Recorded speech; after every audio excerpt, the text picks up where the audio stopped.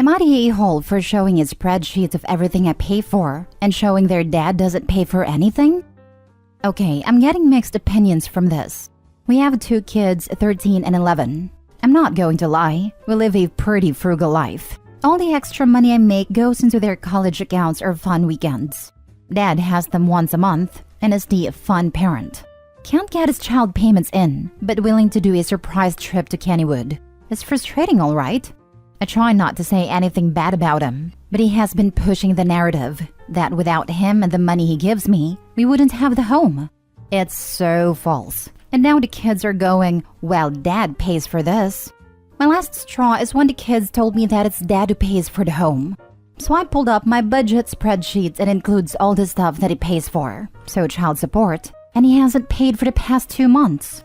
The kids were upset for being lied to, and the oldest got in an argument with him since she called to confirm. We got in an argument and he's calling me a jerk. My friends are split on this and I am wondering if I went too far. Now for the top comments. Not the a-hole. The situation sucks, but your ex attacked. You were just defending yourself. So nope, not the a-hole. He is. The data will speak for itself. And that's why Opie's not the a-hole. If she had gone on the attack and said nasty things about her ex, it would be a little more gray. But all they did was give the kids a basic, factual account of their budget breakdown, so they understood the financial situation and allowed them to form their own thoughts about the subject. Kids are old enough for introductory personal finance 101, will serve them well in future. If he was actually lying and the kids were believing his lies, then absolutely unequivocally not the a-hole. Period. You almost had to do this. He doesn't look bad in their eyes because you exposed him. He looks bad because he lied to begin with, and because he created a situation that he lied about. To add to that, the kids deserve to know what they are dealing with in case they ever need support from him in the future. Honestly, they will either learn now, or they will learn when a kid asks for money for something very important in the future and have their hopes crushed. Better to learn now. Not the a-hole. The truth can hurt sometimes, but the truth is in the facts. As for the back child support you are owed, court order for garnishment would be in order. Working on that. Just want to tag on that my husband stayed quiet about his ex to his kids. He didn't want to say anything negative, didn't want to badmouth her. And that's generally true, but sometimes you gotta say the truth, especially when they're older. He never did, and now there are grown adults who believe that he did nothing to help them and that she was a saint when she was a cheater and want nothing to do with him. Don't make this mistake. Not the a-hole. Next story. Am I the a-hole for refusing to raise my son's child as I raised my daughter's child? I, 57, have 2 kids, Erica, 24 female, and Dave, adopted, 25 male, with my husband, Liam, 62. When Erica was 16, she got pregnant and decided to keep her baby. I was very upset, as I felt a child would impact her future and she wasn't thinking of the consequences. However, after having her son, Adam, 8 male, she became more responsible, and my husband helped raise Adam while she did high school and part-time when she completed her degree. She now works and supports herself and Adam. Dave announced recently that he and Anna, 25 female, are expecting their first child, and this caused tension in our family. Erica is my daughter from my first marriage and is mixed race, while me, Liam, Anna, and Dave are white. Anna went to the same school as my kids and made comments about both Erica and Adam's heritage and shaming Erica for being a teen mom. Dave told us that Anna has grown as a person and that she has changed. But Erica refused to be around Anna spending holidays with her mom and was angry that Dave would have a relationship with Anna after what he did. Anna has apologized after that talk, but Erica feels the apology is insincere and too late, but does now attend family events and mostly ignores Anna, though will not allow Adam to be near her. I am struggling to balance both relationship with my kids. Anna and Dave recently invited us all to their gender reveal, and I thought this would be a good way to move forward as a family, and we all agreed to attend. After the gender reveal, Dave asked Liam and I for our car keys, said he wanted to load some of the baby shower presents in our car. I was confused and asked why. Apparently, both he and Anna thought that like we helped raise Adam, we would help raise their new baby. So they wanted to load our car with some of the diaper/baby clothes for when we look after our new grandchild. We told them no, as we are too old now, and that they are both financially stable to look after the new baby. While we are happy to occasionally help out, they should be responsible for their own child, as they are old enough. Dave said that him and Anna have lots of student debt and can't afford to take time off and needed childcare more, as Erica got a single-parent grant to help pay tuition. They called me and Liam and Ferris raising a child is expensive now and that we should help out. David said we ruined Anna's big day as an expecting mom and that we should have at least said no in private, but thinks that at least for the first few years we should be hands-on grandparents. Dave also accused us of favoring Erica over him, even though we said the situations are both different. I am about to retire, and Liam and I have had plans for years about going back to our home country, which they both know. I would have said I wasn't right here, but even Erica thinks we are being too harsh on Dave and Anna. I'm thinking, what the heck did I just read? If Dave is old enough to not use protection, he sure as heck is old enough to raise his child. Both him and Anna. You are not the a-hole. The situations were vastly different. How could they even expect this of you?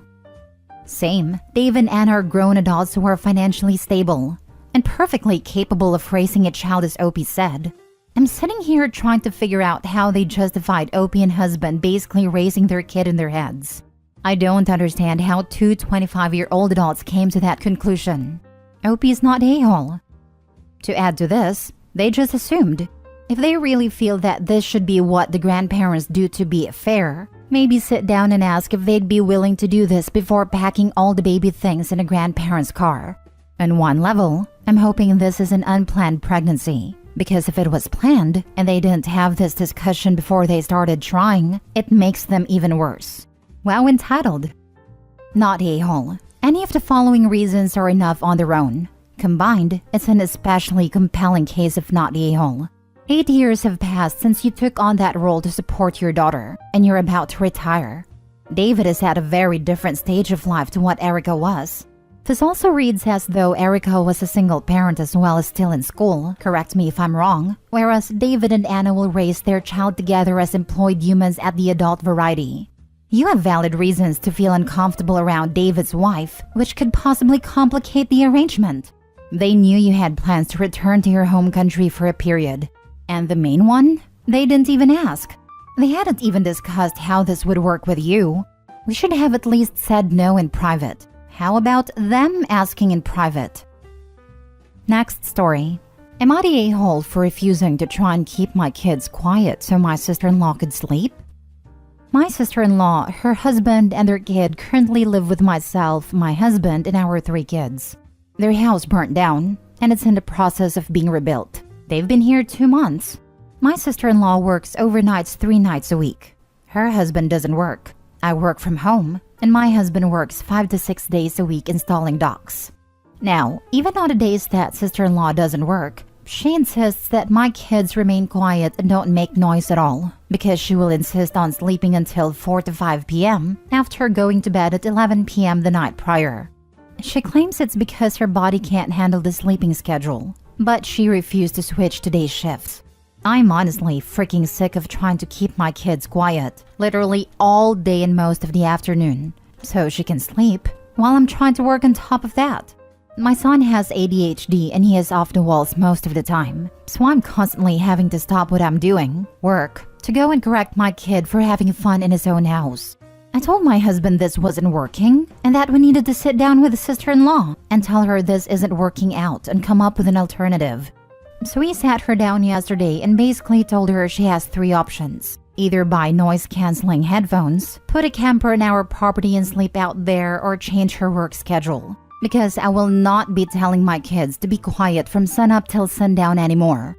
She said she can't sleep with headphones, doesn't want to change her schedule due to the pay differential, and can't afford a camper. I basically told her those were her options. Take it or leave it.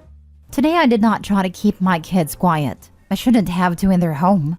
Sister-in-law comes down complaining because she can't sleep, and I pretty much told her tough luck. I gave her options, and she refused all of them. Am I the a-hole? Not the a-hole. Beggars can't be choosers. You've taken her in after the fire, which is the decent thing to do, but it is her children's house first, and she needs to remember that. Keeping your kids quiet 24/7 for the indefinite future is a non-starter. Besides, when she gets tired enough, she'll sleep. Agreed. Also, some additional things that might help: earplugs and white noise machine. There is a fourth option. They can live somewhere else. And why isn't her husband working? Is he a stay-at-home dad? Not the a-hole. He hasn't worked as long as I've known him, 8 years. No reason behind it. I feel like another option, if he's at home too, I'd have him manage the kids, take them to the park, local pool, etc.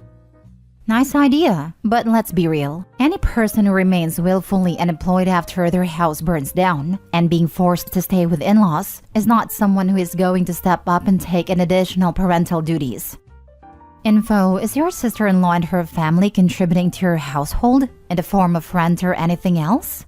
Not that it really matters, because you're right that it's your kids' home and they shouldn't have to be quiet in it all the time. She helps with around $200 worth of food a month because we eat all meals together. Other than that, no. Definitely not the a-hole. She's pretty much freeloading and trying to dictate the rules here. She can get her own apartment if she wants to control her environment. Otherwise, she's a guest. Last story. Am I the a-hole for expecting to meet my grandchild? My 42 male son, Jay 18, is having a baby with his girlfriend Kate 18. I will be honest in saying I don't think they are ready for this. They have been together for less than a year, but she is due in July. Obviously, I know that things happen, so we are doing our best to embrace it. And I'm excited to meet this new little person. Anyways, Kate's family isn't involved. They honestly weren't great parents to begin with. When they found out, they kicked their pregnant 17-year-old to the streets. My son and her were living with me until 2 weeks ago when they got their first apartment. I'm extremely proud of them. We had a room set up for the baby, but since they got their own place, I let them take all the baby items I purchased. I mean a fully furnished nursery, and then of course everything from the shower. The baby isn't going to be wanting for much. Well, the baby is breech. They have tried everything to get that baby to turn, but nothing. So they have a C-section scheduled for July 3rd, assuming the baby doesn't flip or she goes into labor. I requested this day off of work and then asked my son and Kate if they would like me to pick them up or if they plan to have my son drive them. My son was confused and told me that he would drive them. Why would I drive them? I told him I was just offering and told him I'd be in the waiting room waiting for her to get out of the surgery. Then Kate jumped in and said they weren't having any visitors at a hospital. She said she needed time to heal, and they wanted to bond with the baby. She said it would just be the two of them and her sister. I'll admit I was pretty taken aback. I mean, I feel like as the grandparent, I'm closer than the aunt, but whatever. I said okay because I didn't want to fight, and said I would be waiting at their house. Kate jumped back in again and said the only visitor they would be having was her older sister. She said she would be in pain, bleeding, and trying to breastfeed, and that she wanted privacy to do that. She also said that I never got my TDAP booster, which I don't need as I had it maybe 5 years ago when I had to go to the ER for a cut. So I couldn't come until the baby had its first shots or I got the shot. I pointed out to her that if she didn't have a natural birth, that she wouldn't be bleeding, and it would just be a surgery recovery. She could stay in the bedroom and relax, and my son could bring her the baby when it's hungry. She told me that nobody was taking her newborn from her. Lots of other things were said and I feel extremely taken advantage of. I sheltered and provided for her and my son when I didn't have to. Plus, I give to them a lot. I now see a lot of other narc tendencies from her. And I feel like it's World War III with my poor boy caught in the middle. I don't feel like an a-hole, but she and my son are saying I am. Am I the a-hole? You absolutely bleed after a C-section first of all. Second of all, you're the a-hole, and it sounds like your poor boy is on his girlfriend's side. Stop taking it so personally. Yep, I bled for 5 weeks.